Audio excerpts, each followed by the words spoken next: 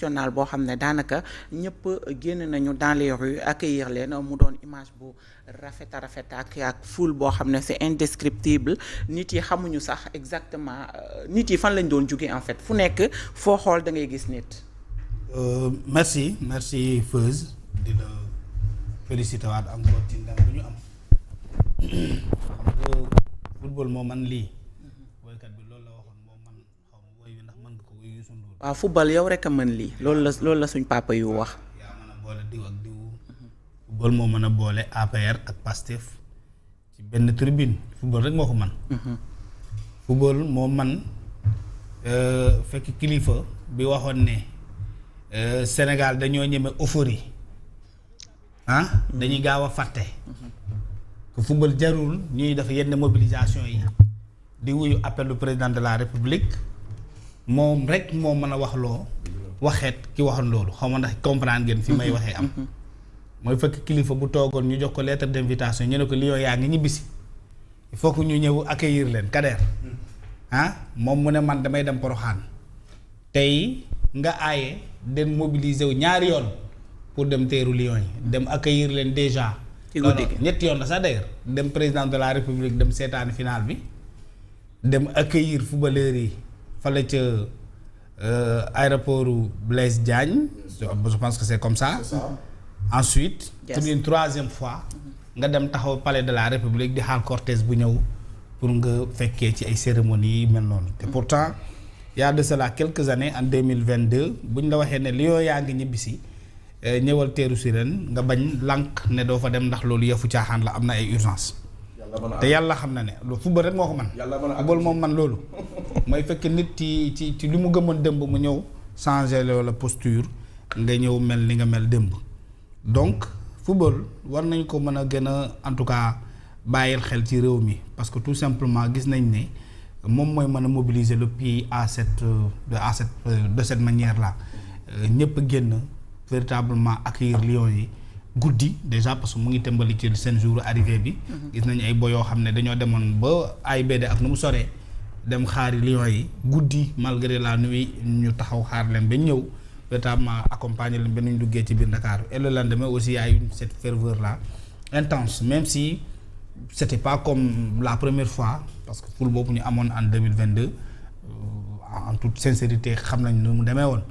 c'était une première fois c'était pour une première nag et puis il y avait une forte mobilisation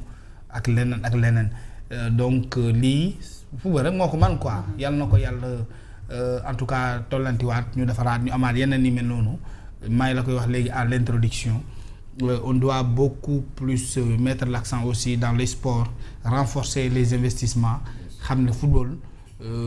benn élément la boo xam ne dina fekk réew mu nekk ci jafe-jafe au moins pour 2-3 jours nga génn ci say stress boobu et puis nga fàtte say voilà difficultés yi ngay dund tous les jours donc c'est à l'État de tirer une bonne lecture une bonne note de cette situation réelle qui est là que le football nous offre à chaque fois que nous arrivons à ce stade donc ñu renforcer les investissements ci club yi ci surtout ci li mu tudd ci académie yi xam na football donc bokk na tey naka tey l'économie Lamine mu ngi koy wax keroog Lamine Gueye mos na toog fii ne le football il faut pas négliger parce qu'il y a l'économie du football quoi donc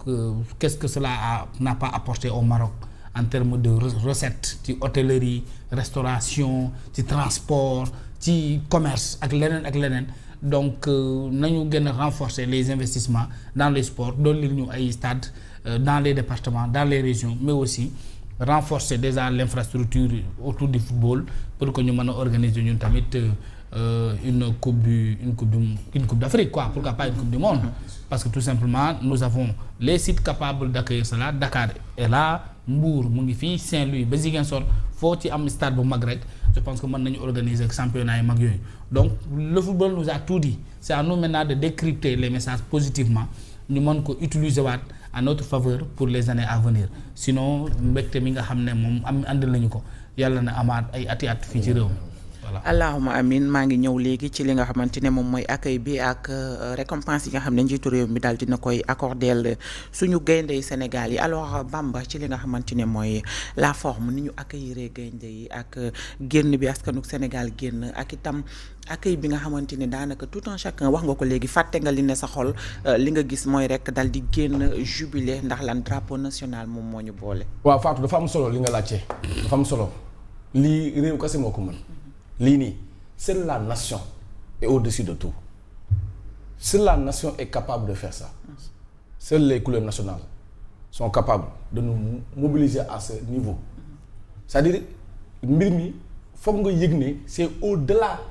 de ay partisanerie ay fi nga far wala fële mbir mi dafa bokk suñu deret lii Malick Thiandoum di wax c'est dans l'adrénaline gis nga li ngay yëg bu sa réew di football mënoo koo yëg benn yoon ci beneen aspect xoolal keroog bi Sénégal nekkee ci final bi xoolal réew mi foo dox da ngay dégg sa tànk ni muy nepp ñëpp ngi ci écran yi jàkkaarloo écran yi maam mbeddi Ndakaaru Njaay mbeddu Sénégal kenn doxatul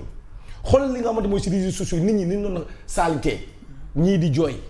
ñii di mbëkk miir yi ñii di saaga musuma déggee Sénégalais yi ñuy saaga comme ni ñu doon saaga parce que boobu ànduñu ak seen yi li nga xam ne seen i sago loolu réew moo ko mën xoolal li ñu boole ci réew mi xoolal li ñu boole pendant 2 jours li ñu boole mooy doo gis turu jàmbur doo gis jëmbu nit xam nga looy gis couleur nationale drapeau national ngay gis ku ci jàngatul dootoo jàng leneen mooy lii il faut être un vrai patriote pour xam lii patriote au vrai sens du terme patriote comme sensu nekk doomu réew bëgg sa réew topp sa réew Sénégal rek jaral la dara doo jaral maam couleur bii mooy drapeau bi li ma téye moo war a nekk dëndu ku ne keneen du fi nekk tur du fi nekk baat du fi nekk wax du fi nekk santu jàmm du fi nekk kii ñoo ko bokk kii mooy santu Sénégal lii la mooy drapeau bii mooy vert jaune rouge moo boole yii xoolal mbedd boo gis yaa ngi gis drapeau vert jaune rouge kër goo gis ñu ko taxaw bunt kër goo gis dañ koo peinture vert jaune rouge lii moo tax ñëpp génn lii moo tax ñëpp rey seen bopp lii moo tax ñëpp sonn mooy les couleurs nationales lii moo tax ña nekkoon si fële nga xamante mooy seb Maroc ba ñuy jouer final bi mu jar ñu jàkkaarloo takk der yi ñooy nii dóor ay liif mais ñu dëkk ko ndax Sénégal moo ko jar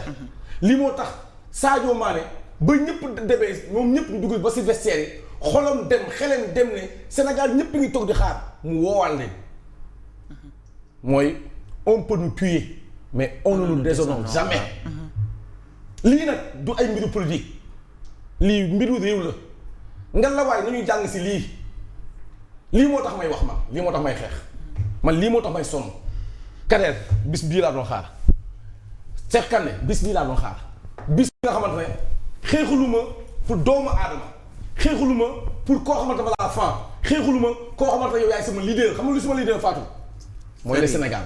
mooy la nation sénégalaise waaye nag koo xamante ne yow doomu Sénégal nga tey couleur yi nga jàng si xam nga lu ma la war a jël mooy le premier patriote mooy qui défend les institutions nationales mooy tey drapeau bi c'est la première institution kenn ku ne ko woon a fexe ba yëkkati ko sa kaw ba ñu jëlee drapeau bi jox ko Kalidou Koulibaly jox ko ay ñoom Sadio